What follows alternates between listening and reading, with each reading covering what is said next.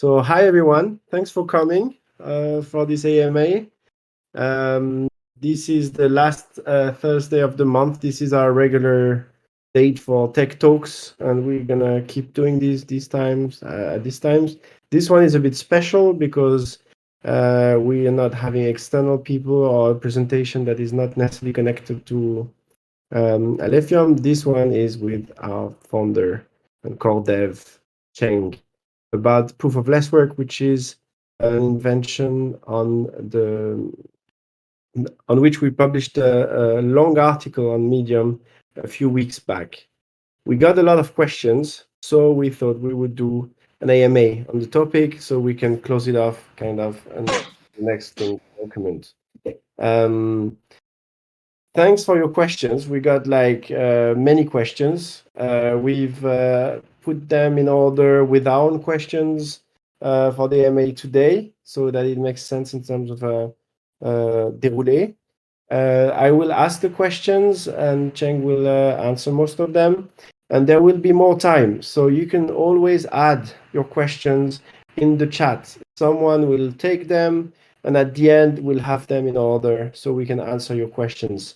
Please stay muted so that it makes it easier for everyone to listen for now. Yeah, we're gonna begin soon. Our next event will be next month on the Thursday of the last Thursday of September, probably with a company like Hodling or something else, like in a similar format. And this marks the beginning of the end of our proof of less work cycle. You will be able to find the answers to the questions that are answered today in an article, probably next week. So thanks for the team. Thanks, Seth, especially, for preparing that, and Marina and Thiago for helping also a lot. So now we can begin. So Cheng, like the first question is a bit of a ambience vibe check question about life. How did you end up at the EPFL, and do you enjoy being in Switzerland? Yeah. So I came to Switzerland in 2013 to start my PhD research in the University of EPFL. It was actually before I came here, I did not really know too much about Switzerland. After like so many years of study and working here, I really like here. There are nice people, nice, beautiful mountains, beautiful lakes. I feel it's very productive working here. I feel very happy about it. Cool. So I think everybody's happy that you feel productive in Switzerland, which allows us to start with first like a simple / casual question to just remind everyone, like why is there a need for proof of less work? What are the shortfalls of the classical proof of work? Yeah. So proof of work has been running in production for more than 10 years. It's been tested by time that is a very solid consensus algorithm. So nowadays the most thing people are complaining about proof of work is the energy consumption of it. That's why we introduce proof of less work to reduce the energy consumption of the classic proof of work without sacrificing the security of proof of work. Yeah, that's it. Cool. So the first question that we got is like, how will the actually burning some coins, part of the proof of less work, actually help secure the network? Isn't the resolution of the arbitrary mathematical puzzle, a.k.a. mining, the usual way of doing it? Yeah. So when we talk about the security of the network, you can see it in this way. It's about how much you need cost to attack the network, right? In the classic proof of work blockchain, for example, Bitcoin. Let's just simply speaking here. The majority of the cost is the energy cost, right? for mining, the energy cost for mining. So in the case of proof of lacework, there are two types of cost. The first type of cost is still the energy cost in the external, in the physical world. The second part of the cost is the burning part, and if you sum this up together in the same environment, the cost to attack like proof of work and the cost to attack proof of lacework is going to be the same. So that's why it provides consensus with less energy without sacrificing the security. So it's less energy, but still more cost. Okay. The cost is still the same in the same if the pyramid, if the environment is the same, like the market cap of the project, the token value and the circulated token amount is the same. If we like put them in the same environment, then the cost is going to be the same. So we got a lot of questions on the mining reward itself. So, for example, how will the miners be rewarded for the work of securing the network after the 1 exahash per second threshold is crossed? This part actually, we are not a change with proof of lacework. Is the miners, they still get mining rewards from the Coinbase transaction, and the emission schedule is still also the same. It does not change from the point of once the proof of lacework is activated. The only thing changes on the cost side. Like miners need to prepare coins in advance to mine the new block, to mine new blocks. Okay. And so that's a question. The question that's coming is a question from Diomark. I'm not sure you can answer this one, but like maybe you can. Like with the proof of lacework setting to kick in at 1 exahash per second, is there a chance that we'll actually hit it in our lifetime? Or maybe if we put it a bit differently, give us a sense of scale of like how much more hash rate we need to get there. Like what would it entail in your opinion? So yeah, I don't know when it will hit that hash rate. And before that, energy consumption will not be an issue. That's it. The reason that's why we don't kick it kind of enable it earlier, because to enable that, the mining pool need to support this, and the full nodes need to have the need to change the code to pack the transactions differently.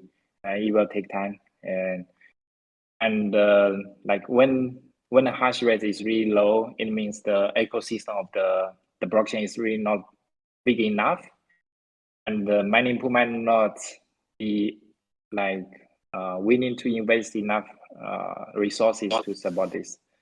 So that's why I think it's going to be practical to enable that when hash rate is as high as 1 exahash per second. So another question that came from, so I don't know the name. The name is A, but like the @ is LHVDW on Discord. I think we got that question. Or maybe on Twitter too. So it's a question from the other side of the equation. Like imagine we've activated, it's triggered. We've gone to 1 exahash, but later on, for some reason, it goes down to 0.5 or 0.7 exahash. Would that be a problem, or would you change anything? No, it's not a problem. So like going back is just it's very like actually simplifies the whole block assembly process. So it does not change anything. It's just a trivial case of the code. You could see it in that way. So just to make it clear, like we reach 1 exahash, we go up, there's some coin burning going on, but then we reach it on the way down and we get to 0.9, there's no more coin burning going on. right? Exactly. So in the code is like as simple as this. There's a if-else statement to check if the hash rate is more than 1 exahash per second. If it is, it will execute one part of the code, and if it's not, it will execute another part of the code. Okay. That's it. Yeah. I think that's very clear. Thank you. Another question from A. And if we reach more than 1 exahash with activated proof of less work and burning in the future, but the market collapsed and the hash rate would fall, would that mean to the network that there would be security problems? I don't think so. Like this is a problem. If really the value of the token drops a lot, it's going to be a problem for all the network, right? It's not specific to proof of less work. It's the same problem for proof of work for Bitcoin. Like let's say if right now the value of Bitcoin drops to $1 per Bitcoin, there will be security issues, right? Yes. Same for proof of stake blockchain. If the value of the project is very low, you can do a lot of attacks. Yeah. Okay. So the point is, like, if we reach 0.5 exahash today, for example, we would be very happy because it means the network is very secure. If we reach it on the way down, it's still a very huge amount of hashing. So I guess it means we're fairly secure until we're not. But like, it shouldn't be a problem. Fine. Thanks. Like, so in the mining reward article, it says that there's two components to the mining reward, right? One is the hash rate based component, and the other one is the time based. Because if you know, we can share an article on that. There's like, it depends on when you are, and it depends on how much hash rate there is to calculate the mining reward, right? So when the proof of less work is activated, which part of the mining reward needs to be burned? Is it the hash rate based? Is it the time based reward? Or is it both together? So the two formulas are used to calculate the final mining rewards, and that part it's used to calculate how much is going to be burnt. So both will be used, and both might play as a factor in the final amounts of burning. So, and also, like, we're okay. Like, it's not a part of the reward that is burned, right? It's, I have to burn before getting the reward in the input of the Coinbase transaction, right? Yes, that's very critical. Because the Coinbase reward will be lucky for 500 minutes, if I recall it correctly. And the two burns, you need to burn it immediately. You cannot burn the Coinbase reward. Otherwise, it does not help with security. If you use the Coinbase reward immediately. Okay. So that's linked to another question we have later, but like, we'll just move on. Like, an interesting question is like, okay, let's take the opposite approach of some of the questions we've had. Let's imagine everything goes really well, and that the hash rate keeps going up after 1 exahash and reaches actually 128 exahash per second. This is an upper bound, right, in proof of less work. So what's the incentive for miners to keep mining after that? Because even transaction fees cannot exceed the mining reward. So if that goes to zero, would the transaction fees also goes to zero? So that will not happen in reality, because the mining will reach an equilibrium because before the mining rewards hit zero. For example, when the hash rate is really close to 128 exahash per second, the mining reward and the incentive is really low. And then some of the miners they will stop mining, right? And in this case, the hash rate will go down, and the mining reward will go up. But it depends on the market. There will be an equilibrium at some point, right? Yeah. Okay, great. This is even like the same case for Bitcoin. Like at some point, sometimes you have more hash rate than the markets they can buy the mining rewards, and in this case, some miners they will just stop mining. And also, like when the Bitcoin price goes down a lot, some of the miners are not profitable anymore, and they will just stop mining. Great. So we've briefly alluded to that, but as you may know, half of the transaction fees are always burned. That's how Alephium works. So what's the actual use of burning half of the transaction fees? Why is the protocol burning half of the transaction fees? So transaction fee was introduced to incentivize miners to include the transactions into new blocks, right? So it's a way to reward the miners, but at the same time, the whole network have a lot of node operators, like, right? And then we need some way to kind of incentivize people for that. And there's no direct way to there's no good way to incentivize node operators in proof of work blockchain. So like burning could be a good way to pay the network for the transactions. So it's by being like kind of a deflationary force on the total supply. The idea is that it rewards the node operators as well as everyone, basically. But at least also, well, that's really interesting. It's like not only the miners they are contributing to the network, there are a lot of other people contributing to the network as well, right?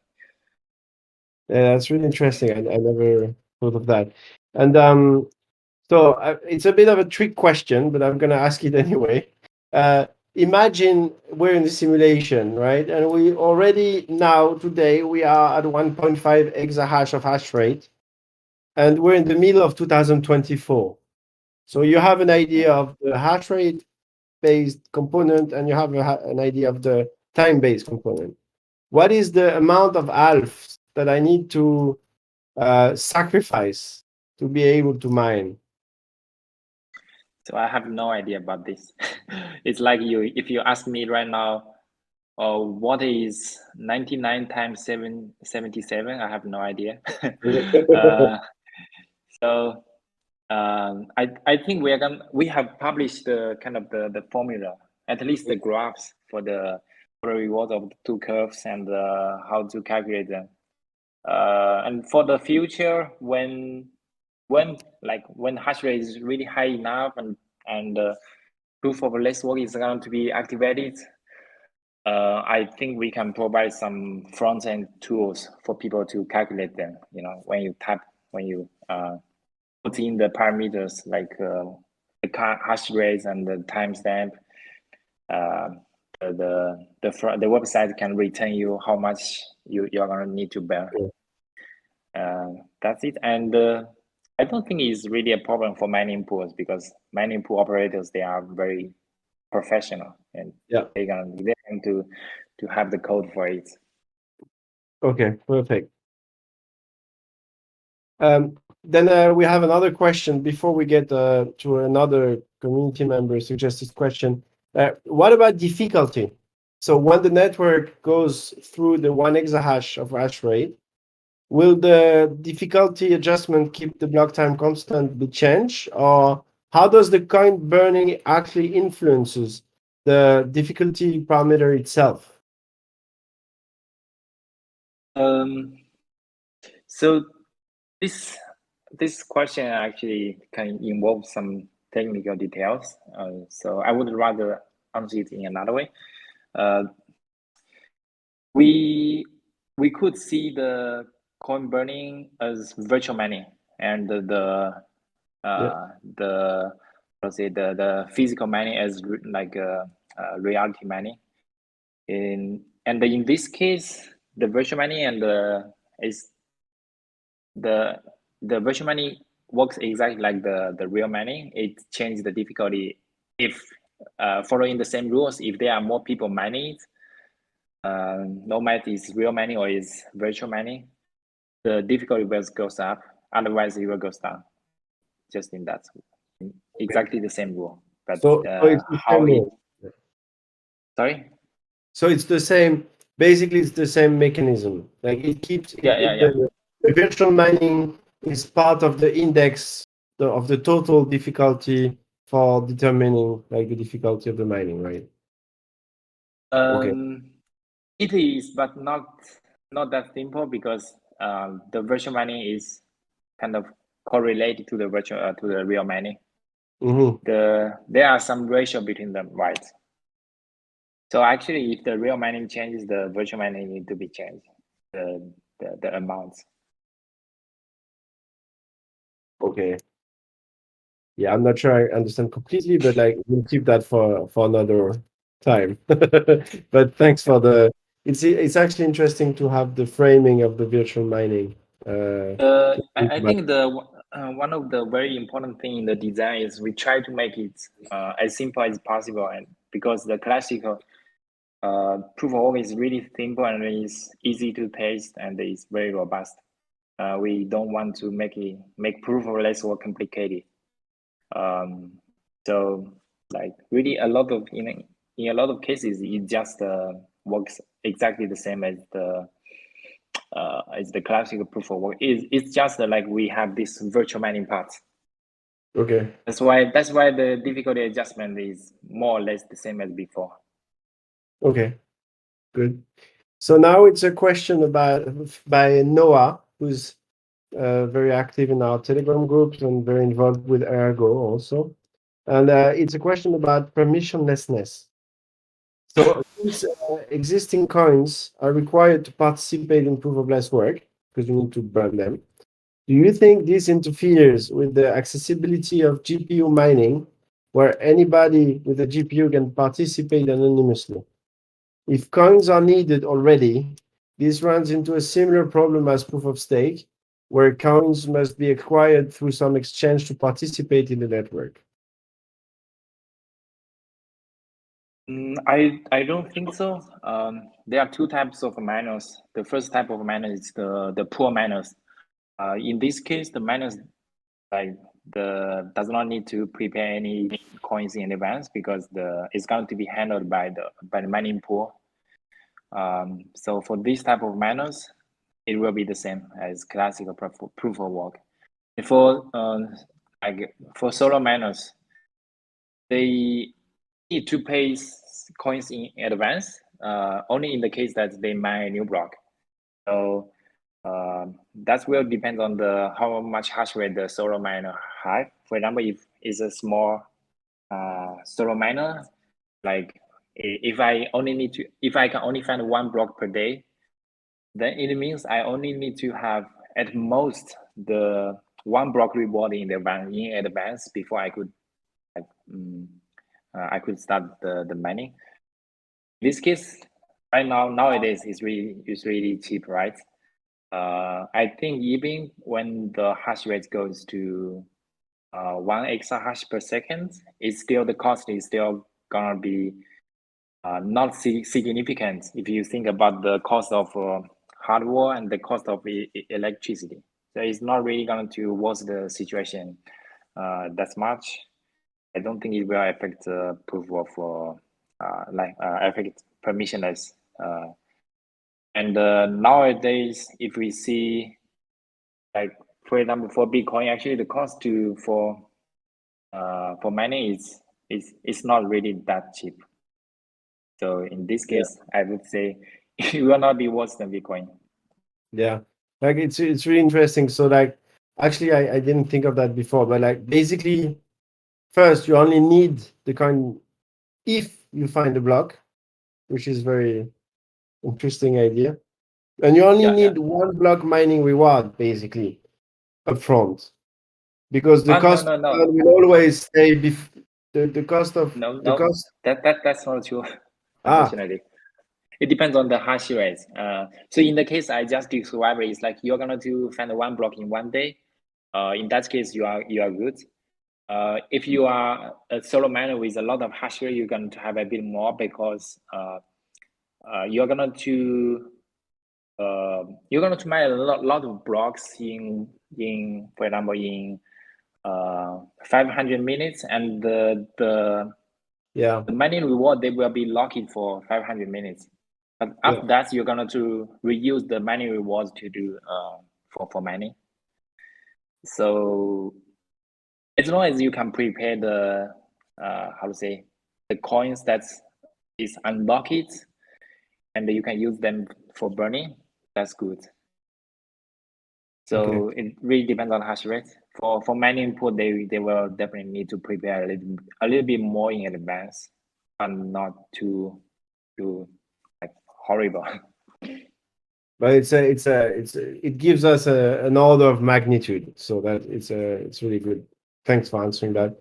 The next question is from Helier, which is active in the chat. So the question was, as we've seen with governments, they are now focused on killing decentralized dApps in some instances, like tornado.cash. So what happens if someone builds a mixer dApp on Alephium? What if they use a decentralized domain or something, but still have to comply with government rules to ban and sanction such dApp? Will Alephium have the power to ban and terminate them? I mean, I can actually answer that one. So Cheng, you can have like a sip of water or something. But don't worry, Helia, we've talked about this before. The answer is fairly simple, to be honest. Like Alephium is decentralized for real. Like it's actually one of our main goals, like in developing this tech. This is why we're going through complicated ways to make sure that we remain decentralized. And miners include the transactions in the block, and we actually don't know who the miners are, where they are. We cannot constrain them, right? So they're on this, they're sovereign. And the protocol is entirely open source, and we, the team, like have zero ability to ban or terminate anyone. That's actually the whole point of decentralization. So I hope it answers your question, Halie. Like Cheng, you have something to add to that answer? Yeah, I think we can take Ethereum as an example, right? Right now there are some sanctions on dApps, but not on the base layer, right? They are not forcing the Ethereum Foundation to take any action.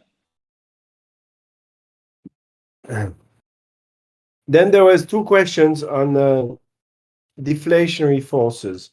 One of them was asked on Telegram by Stable Dogs, and it's I'm interested in the long game. Can you describe the set of circumstances that need to happen for ALPH to become deflationary? And so we have and there are two elements to distinguish. Like that's I'm going to answer that one too. And Cheng, you can add if you think I missed something. But basically, there are two different things. First, there's a deflationary force, which basically is a force towards deflation. But then there's a different thing, which is the supply actually being deflationary, meaning there's actually less of the thing. For example, the burning of half of the transaction fees is a deflationary force in the sense that it effectively reduces the total supply. Meaning we will never reach the max supply of 1 billion tokens because of the burning of the half of the transaction fees. So this is deflationary, but to the total supply. But as of today, our circulating supply is inflationary because miners get rewards, and half of the transaction fees that is burned is less than the money issuance in the network. So for now, you have deflationary forces like the burning of half of the transaction fees, and you have inflationary forces like the rewarding the miners. And later you will, like once proof of less work activates, you will have a second deflationary force because miners will have to burn ALPH. And it's only at the point where deflationary forces are bigger than the inflationary force that actually ALPH will maybe become deflationary. So basically, I hope this answers your question, Stable Dogs. I don't know if you're here, but yeah, Cheng, did I answer that correctly, or do you want to add something on that? Yeah, well, I will add another like feature of Alephium is like right now, in order to deploy smart contracts, you're going to deposit one Alephium into the blockchain in order to get the storage. This is basically our storage rent mechanism. And in this case, for example, if you have 1 million contracts deployed on the blockchain, there will be 1 million tokens being locked. This kind of serves as a like a deflationary mechanism, but it's not exactly, but somehow it's related. Yeah, no, it's completely related because it's one more way in which there's deflation forces in the system potentially. But this is something we'll address more next month or the month after that, when we'll talk about the stateful UTXO and the way state works and contract logic and Merkle trees and all that fun stuff that we'll keep for next time. So I'll jump to another question about the future proof. Like, it seems the world is basically moving towards proof of stake, right? And that investment, time, jobs, efforts are getting mostly sucked in by proof of stake chains. Do you think proof of work and of course proof of less work has a decent chance of resisting this trend? And what's the size of the niche, basically? My perspective is that it really depends on what you are trying to build and what trade-offs you're trying to take. Right now, the trends is actually led by like a few big like corporate blockchains, and they favor higher TPS and like decentralization perspective. So in that case, definitely proof of stake works better. You just don't care about the permissionless fact. You just don't care about the censorship resistance that much. But if you really want to build a very decentralized blockchain, so that's like people can run the full nodes with a low-end laptop, for example, like, or consumer grade laptop, and make sure that it can really work efficiently and work stably for the very long term. Proof of work is still much more stable and much more solid and much simple to achieve this. I think if we compare like Bitcoin with Ethereum, Bitcoin never had any operation issues in the history. But Ethereum has quite a lot of issues. That's because the design is much heavier than Bitcoin, right? And if you compare Ethereum with Solana, Solana is even much heavier than than Ethereum, and that's why it went down quite a lot of times. So actually, yeah, it really depends on. And Ether is not even yet really proof of stake, right? No, that's for No, next. I was not comparing proof of Yeah. work and proof of stake. I was just saying, like, if you design a system that is very heavy, you're going to have more chance to be broken in the extreme cases. So it really depends on what you want to move, what you want to build. And the proof of work is really very solid and very has been tested by a lot of blockchain, has been tested by time. It's really solid to build a lightweight and the more decentralized blockchain. If you want to try to build Solana with proof of work, I would not suggest you to do that. Okay. Perfect. We'll come back to Solana later because we have a question about that. Is it fair to say that, like, someone asked us, like, is it fair to say that proof of network is actually 1/8 proof of work and 7/8 proof of burn? Maybe I got the percentages wrong, but like, have you considered when you were conceiving of the protocol the proof of burn consensus mechanism that has been described a long time ago already, right? So conceptually, probably yes, but I'm not very sure because by calling it this simplifies a lot of the internal details. And proof of burning, I think it usually refers to burn like one coin and try to issue another coin on another blockchain.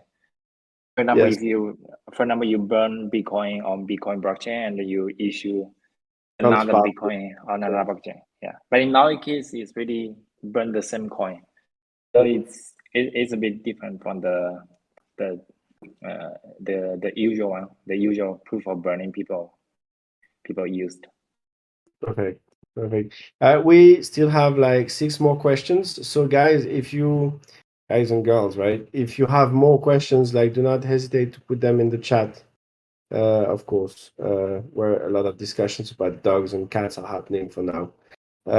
So I will move on to the next question, which is a question by Joe Mark, our very esteemed Joe Mark, about sharding.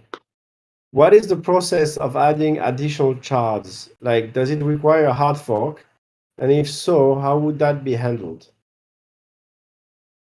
Like, This we're is outside of proof of less right now. It's the general topics section, I'd say. okay. Yeah, it's gonna be a hard fork for sure.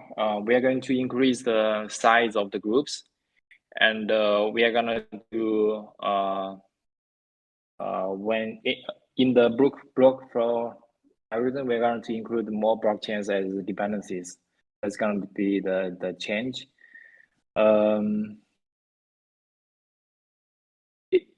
are going to need to add some code for the transition. It's a bit like to enable merge for the Ethereum blockchain. We're going to have some code for the transition. But I don't think it's going to be that much amount of work. It requires a hard fork for sure. And the timing, I think, is going to be somewhere close when we see the network is congested enough. Like 4 groups is not enough. Then we will start working on that. Right now, there are more priorities than working on that. Yeah. Okay. Perfect. About a question about finality. Right? This is a question that comes fairly often in our channels, anyways. So as the network mines a block every 64 seconds, how much time does it need to achieve finality? Like, how do we think of that? Like, we know that gate takes a big amount of a huge amount of blocks, actually. Like, it can take hours, like, or lots of minutes, anyways. How do we think about that? Where do you think we're going with this in terms of finality? Because, like, for Bitcoin, the 6-block rule is more or less it's arbitrary, but it was also defined with the idea that the likelihood of an attacker to get 10% of the network would be that low, and that if you wait for 6 blocks, you have 99% chance that it's not going to happen, if I remember correctly, or something like this. But yeah, so how do you think about that in Alephium? There's definitely no rocket science to estimate the number of blocks for confirmation. I think it's the general guideline. I think everyone is clear. Is like if you have something to transfer, you're going to estimate the value of your transaction first, and then you kind of relate it to the hash rate of the network, and then you do your estimation. But this usually is too complicated for normal users. So in I think in general the guideline is if you post the smart contract transaction, usually don't need to worry about too much because the transaction can only be submit from your wallet, and you are mostly just transact with for yourself. There's nothing to really to worry about this. Even if there is a fork, your transaction will still be executed, just in another fork. So in this case, you don't really need to worry too much. If you send some money to the other parties, you don't need to worry too much. But if you are receiving money from the other side, you're going to worry a little bit. Not a little bit, depends on the value, depends on the amount of the coin you receive from the other side. So here, I think the practical approach to follow is to see what's the value the exchange is using, right? It's practical enough. If it's not big amounts, you can reduce it slightly. So, like, to summary, I think in a lot of cases you don't need to worry about it, and in some cases you need to worry about it. Yeah, like And when there will sorry? be like level 2, like roll-ups and things like that, maybe. Yeah, Then finality layer becomes 2 important. will be one thing to explore in the future. Okay. And in our case, we have some special protection mechanism implemented to prevent from 51% attack is something similar as Raven coin. It's basically the funnel where we reject like very deep hard fork. Mm. If one attack try to reorder like the blockchain like with a lot of blocks, is going to be rejected by the most of the majority of the blockchains. So Okay. that adds up another security for or another help to the finality time. Is in our case is I think is 2 hours. It means if someone try to reorg 2 hours block, it's going to be rejected by the network.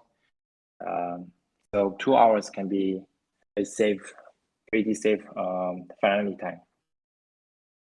Okay. Unless someone really try to attack the whole network. Yeah. Unlikely. Yeah. Okay. So thanks. Next question is on the bridge. Can you update us on the progress on the wormhole bridge? Will it be ready soon, like next month, or a lot of other chains and a lot of bridges hack that we hear all the time about? Like, it seems that bridges are very vulnerable, have a lot of vulnerabilities. So, how do you make sure that the bridge we're building is going to be a solid one? And does the team require more time, or can you just update us on the progress? I guess is the question of the bridge. Yeah. So first, the progress,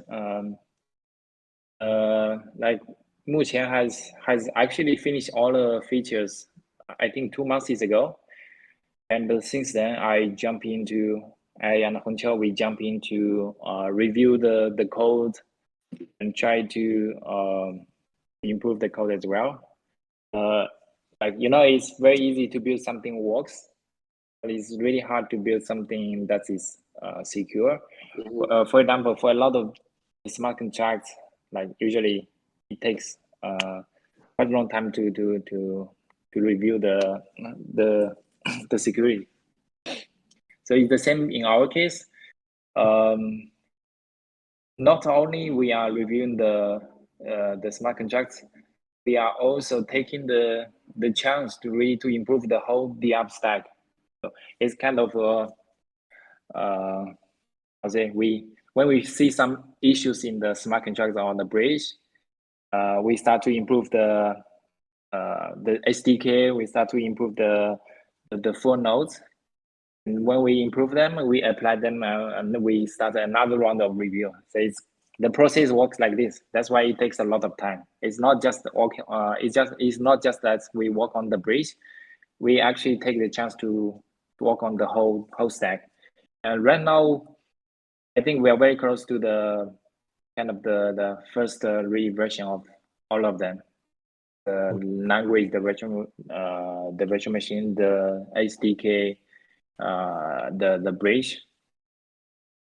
I think definitely next month we're going to put them on the testnet, and then it will be ready for maintenance probably after testing it for like 4 weeks.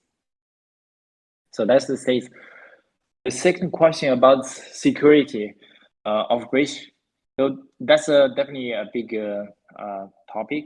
Right now, people are still trying to figure out what's the best practice. We see a lot of attacks, definitely. The approach we take is we took so far the most used bridge, the wormhole bridge, and it's being attacked it's being audited and it's being attacked in the past. And so far, there's no attack. So far, people did not find any like bugs in the smart contract.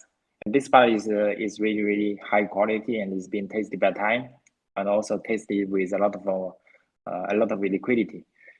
So the only attack happened in the past is two aspects. The one aspect is in the deployment of the contract is not so was not done properly, and another type of attack was the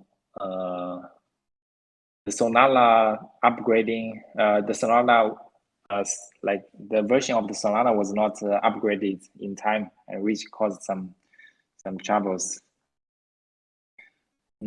So I think like a wormhole is really probably the most secure bridge right now in the market, and we took it and we added the support of Alephium blockchain. So regarding the security of our contract, I believe that we are really doing a great job because we have a new language that have a lot of unique features compared to Solidity, and we have a built-in permission system for all of the assets. Lately, we added permission check even for the language, and this is not available in Solidity. So we have a lot of new features to make sure that our contract system is more secure than the Solidity system. And we really spend a lot of time in the team to try to make sure everything is done properly. We review almost every line of codes very carefully for the contracts. Yeah, that's it. Okay, cool. Next question is from Hellier. About the Solana slope hack, not the wormhole bridge hack, the other one. So in light with the recent Solana slope hack, the wallet, right? Like that was leaking the private keys of people. People might have less trust in using DEX and dApps and all this stuff, right? It's just a psychological thing. Some may see the fear they have to using those things rise and like put it off for later. So do you have anything to say about these issues and these causes? How can it be prevented on the Alephium? Like, honestly, I think you kind of answered that question in your previous one, but maybe you can just give a simple answer to that. Yeah, security is a big topic, and as I mentioned, but there are different kinds of security. I'll talk about like several measurements. The first one is key management. And this one is not specific to Alephium. Is the same for all blockchains. People have figured out a lot of good practice for blockchain for key management. For example, like I think hardware wallet is really recommended for almost everyone. As far as I remember, the slope wallet hack does not affect the hardware wallet users. If you use hardware wallet, you will not be hacked in you will not be hacked in that case. And the second type of security is contract security. So this one is we have a lot of advantage in this part. As I mentioned before, we have our own virtual machine. We build a new virtual machine to avoid a lot of the issues from EVM. Same for our language. It's designed specifically for tokens. The third type of security is application security, and this is not specific to blockchain.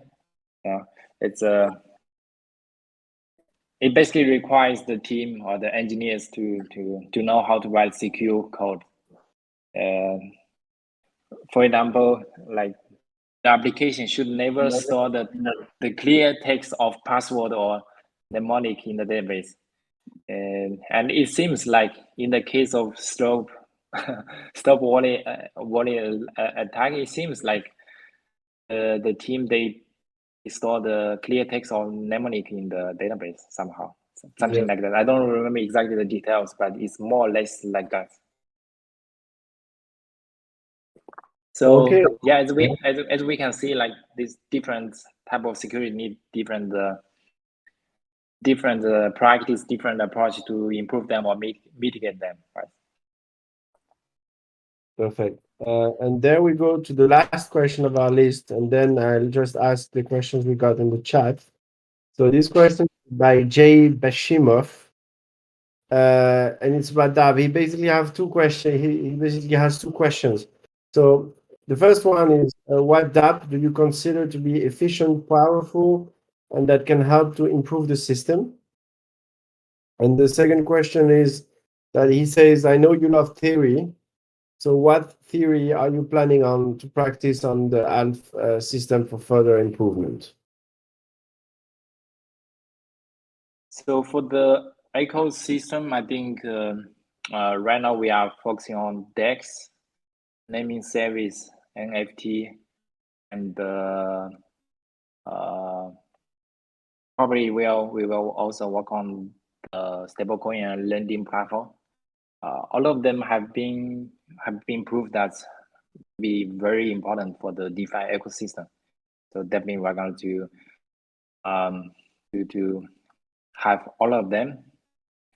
And regarding research, I think right now I'm personally very much focused on the improving the ecosystem, and so there are much more engineering work than research work in the near future. But for the very long term, I think there are several things I personally am very interested in.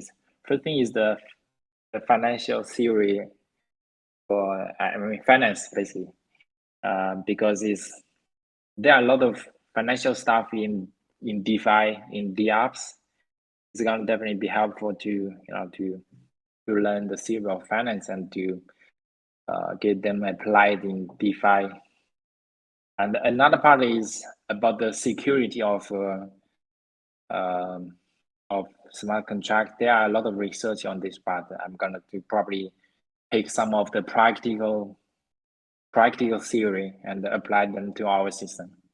Okay, cool. We are at the end of the questions that we had before, and now we have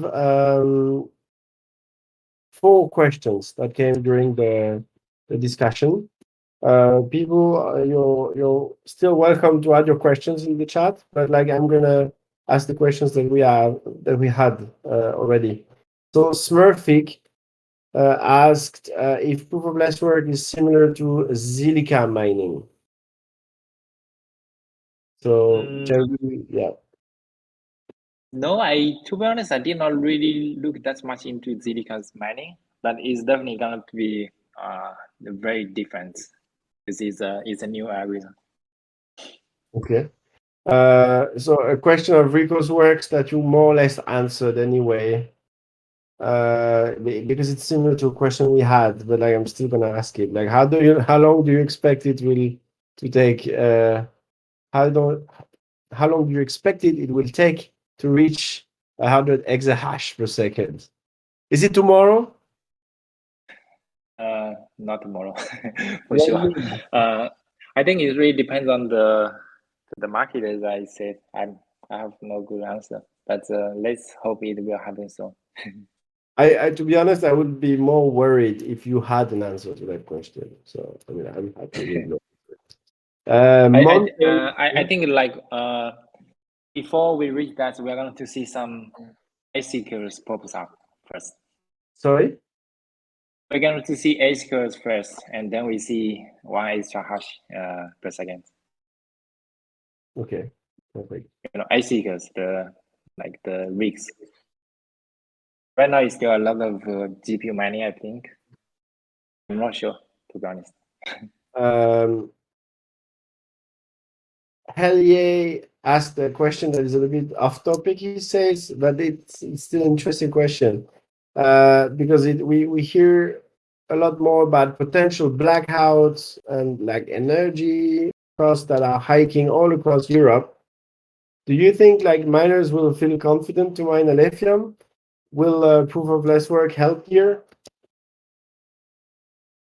Yeah, I think it's very good to have like to reduce energy consumption. To give people the belief that for the long term it's still going to be sustainable, right? For the rest, I'm not an expert of. I'm not a professional miner, so Yeah. I'm not sure about the perspective of miner from the miner side. Yeah. From what I understand, like the energy hike costs and the problem we risk having in the next few months are probably a little bit too soon for us to be able to test drive the proof of less work, because it's not likely we'll be there like next month or something. But it's the kind of use case that explains why we really need something like this. Augustov asks a question about proof of less work. When activated, how will be the ratio of ALPH to have in order to participate in mining? Will it be more required to mine more, or simply a minimum in order to participate? I guess the question is like, how much coins will you need to burn? Like earlier today, you answered the question. You said it's going to be a maximum of the reward, right? Yeah. How do you go from that to more or less a calculation or an understanding of how much you need to burn? I think in the early days it's going to be like very small, the ratio. It's not even close to 7 over 8. It's going to be, the burning amount will start from 0 and it goes up. So when the hash rate actually is close to 1 exahash per second, it's going to be close to 0 somehow. And if the hash rate goes as high as like 10 exahash per second, not really. That get doubled, and that will be probably it's close to 8, 7 over 8. But still, the block reward will be 1 to 2 Alephium, I think. So if you are small, like a solo miner, you're gonna just to have 1 to 2 Alephium in advance. But for mining pool, you basically need to prepare for 500 minutes. If you have 10% of the hash rate, you're going to have 10% of that 500 minutes block rewards. It's still gonna be quite a small amount, probably several hundreds. I'm not sure, but something around that. Okay, perfect. So listen, guys, we're at exactly 1 hour mark in our AMA. I'm gonna ask you guys, like, do you have other questions? Because now is the time to ask them. Like, we'll take like maybe 5-10 more minutes, something at the tops. I also, since you're interacting in the chat, I'd really like to know your feedback. Like, do you like this format of an AMA with Cheng? And did you enjoy the article? Like, did you enjoy reading it? Did you find it too complicated? like a little bit of feedback, we always appreciate on that. In the meantime, Cheng, Hellier asked another question, saying that some chains are built in hybrid, proof of work and proof of stake, which makes the network keep running. Do you think it will be possible to implement in Alephium in the future? Could we become a hybrid? So I think it's not really possible here. There are two reasons. The first reason is proof of work has a huge advantage of being governance minimized, and this is very critical for our block flow algorithm because we don't need to have the beacon chain for the sharding blockchain. As we all know, like for the sharding of Ethereum, they need a beacon chain to coordinate the validators, and with proof of work, there's no need for that, and simplify a lot of things, and also make the system more efficient. So in this case, we cannot do it. And the second reason for a hybrid one is, as we all know, like proof of work and proof of stake, they have different trade-offs, right? And when you try to put them together, actually you're going to suffer from the drawback of both systems. So it's going to be a bad situation, in my opinion. Worst of both worlds. Yeah, it suffers from both.